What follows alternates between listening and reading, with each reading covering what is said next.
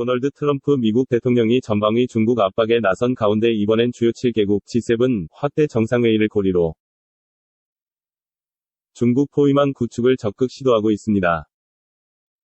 트럼프 대통령은 G7 이 구식이라며 확대 개편 구상을 피력했지만 기존 회원국에서 벌써 러시아 참여에 강한 거부감을 공개적으로 표출해 진통이 예상됩니다.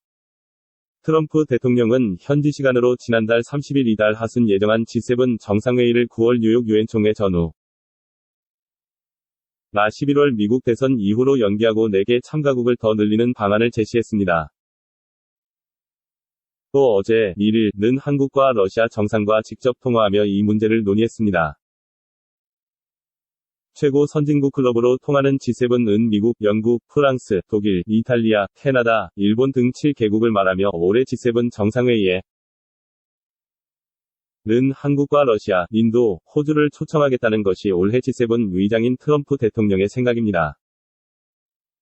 문재인 대통령은 이날 트럼프 대통령과 통화에서 초청에 기꺼이 응할 것이라고 밝혔다고 청와대가 전했고, 백악관도 양국 정상이 G7 정상회의 개최 문제 등을 논의했다고 밝혔습니다. 러시아 크렘린궁은 보도문에서 트럼프 대통령이 블라디미르 푸틴 대통령에게 4개국 지도자들을 초청할 수도 있는 G7 정상회의 개최 구상에 대해 알렸다고 전했습니다. 트럼프 대통령의 이런 행보는 중국 견제용이라는 해석을 낳습니다.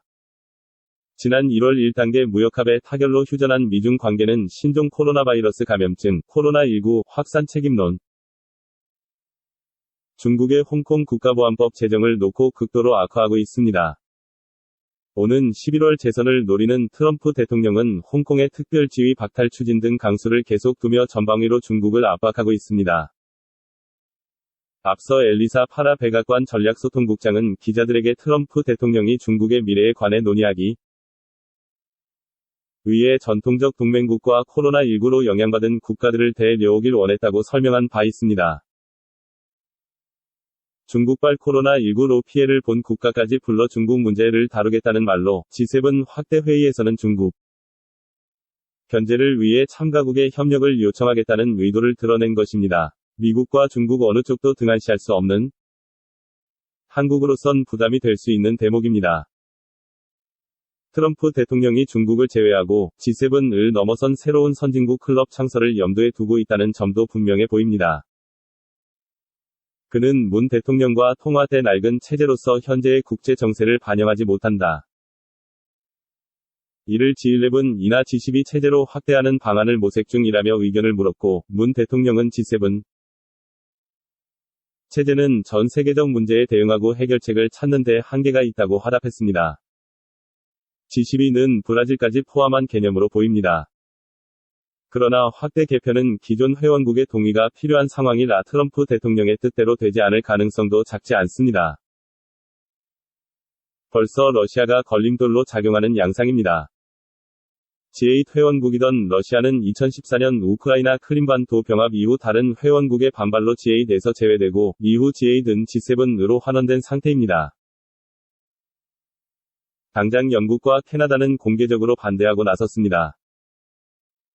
영국 총리실 대변인은 이날 G7 의장국이 게스트로 다른 나라 지도자를 초청하는 것은 관례라면서도 우리는 러시아가 G7 멤버로 다시 들어오는 것을 지지하지 않을 것이라고 밝혔다고 로이터 통신이 보도했습니다. 쥐스탱 트리도 캐나다 총리도 정례 기자회견에서 러시아의 G7 복귀를 지지하지 않는다고 밝히며 러시아가 올 경우 정상회의에 참석할 것이냐는 질문에 즉답을 피한 채 회의 전 많은 논의가 필요하다고 에둘러 말했습니다. 한국의 경우도 한일 관계가 악화한 상황에서 일본의 동의를 기대하기 어려울 수 있다는 분석이 나옵니다.